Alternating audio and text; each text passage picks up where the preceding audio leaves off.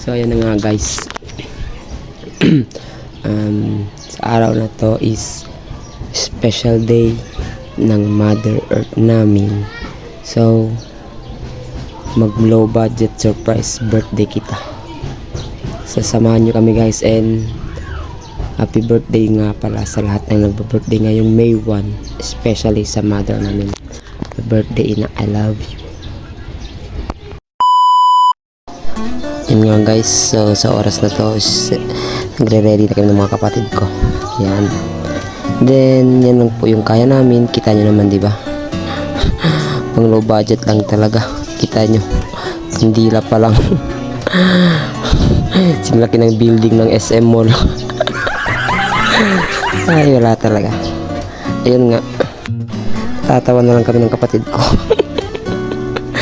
Guys, ay, mami ko tayo. Ay, mami ko tayo. so yun na nga.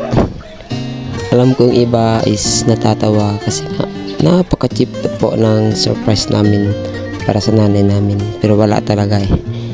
And alam naman natin lahat na napakahirap po ng maghanap ng pera ngayon.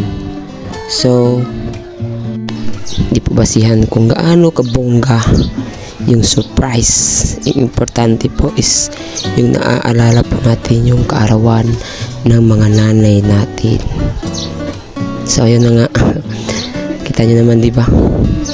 Yun, pamangkin ko, siya yung magdadala ng special cake galing from California.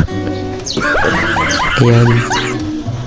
So habang ready kami, ayun na nga, kita nyo naman, lumabas yung the king. Mismo ang tatay ko natatawa. Kita nyo naman. Pero wala eh. Ang importante guys is naalala natin silang lahat. So let's go guys. Yan na kami guys. Happy birthday to you. Happy birthday to you. Happy birthday. Happy birthday. Happy birthday to you. Blow. Look at candle. Blow the candle. Blow it.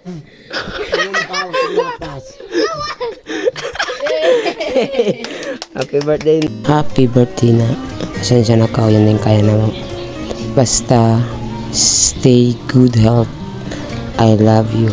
Mama. Soon, Astoria Hotel kita mag-celebrate yung birthday mo.